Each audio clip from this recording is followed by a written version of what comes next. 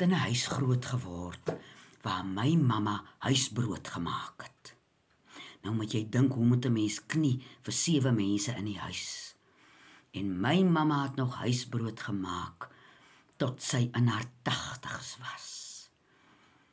En een van die wonderlikste dinge as ek so gery het iewers heen, was dit altyd met so 'n sakkie van mamma se huisbrood.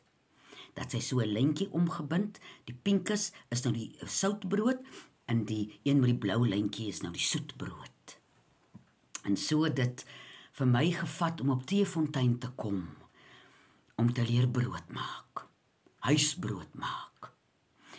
Nou, oom Johannes was nooit kwaai met my in die veld of met krye of wat nie, maar met brood was hy bitterlik kwaai. Want sy mamma het al hulle seuns, hulle het almal geleer brood maak.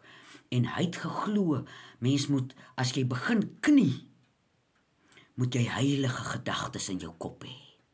Jy moet die vorige aand al, soos hy my nou geleer het, moet jy nou insuur, en jy loop slaap met daai gedagte, môreoggend gaan jy brood knie.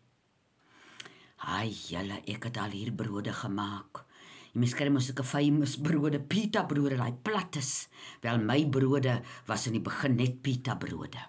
Want ek kon nie die gevoel van die deeg kry nie. Die oom, nou die eerste paar jaar het hy nou brood gemaak en hou ek om dop. Ek leer nou deur dop te hou, maar om te kyk is een ding. Maar om dit te loop doen, self te loop doen, dis nou die wettige ding. Nou gaan nou so ver, nou sit die oom op 'n stoel langs my, ek knie nou in. Nou sê ek vir die oom, ek wil nie die radio aansit, ek het nou gedink, ek het nou uitgewerk, as ek vir 3 liedjies lank knie, dan is die deeg min of meer reg. Nou kyk my maar so. Want ek weet nie hoe moet dit voel nie. Nou knie ek my 3 liedjies, en ek knie my 3 liedjies, maar my deeg bly so vas. Hy wil nie begin lewe nie. En met die jare het ek handiger geword. En een van die besondere dinge wat ek vir myself doen, is om brood te maak, om huisbrood te maak. En as daar 'n ding is in jou gedagtes, wat jy nou mee sukkel, wat jy nou mee stoei, dan is dit die knie van hy brood. Jy knie jouself letterlik af. Jy knie daai gedagte waarmee jy so sukkel, knie jy af. En as jou gedagtes ligter word, dan word daai deeg lewendiger.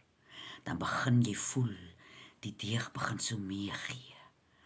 Die deeg as jy so indruk en jy druk hom weer so in, dan staan hy weer op, want die deeg word nou lewendig.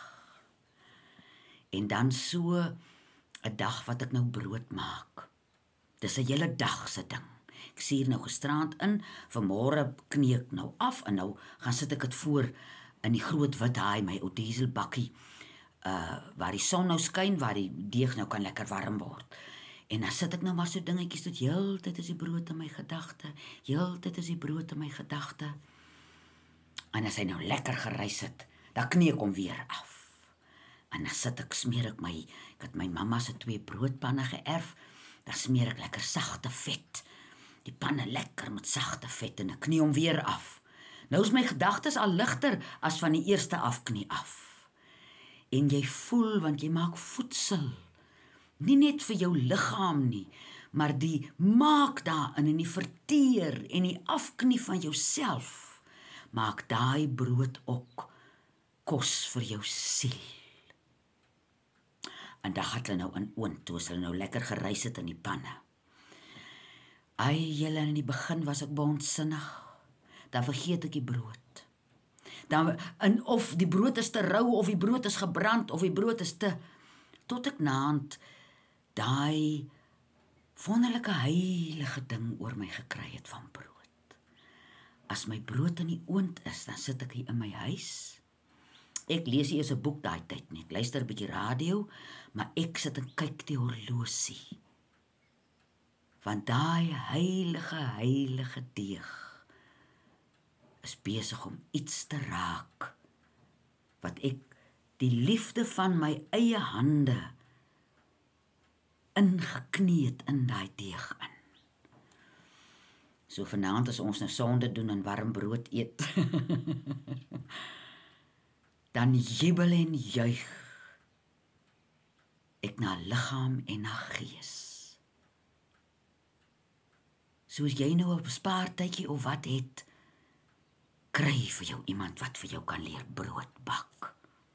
Dan proe jy, hoe proe daai deeg, wat uit die liefde van jou hart gekom het, om jouself kos te gee.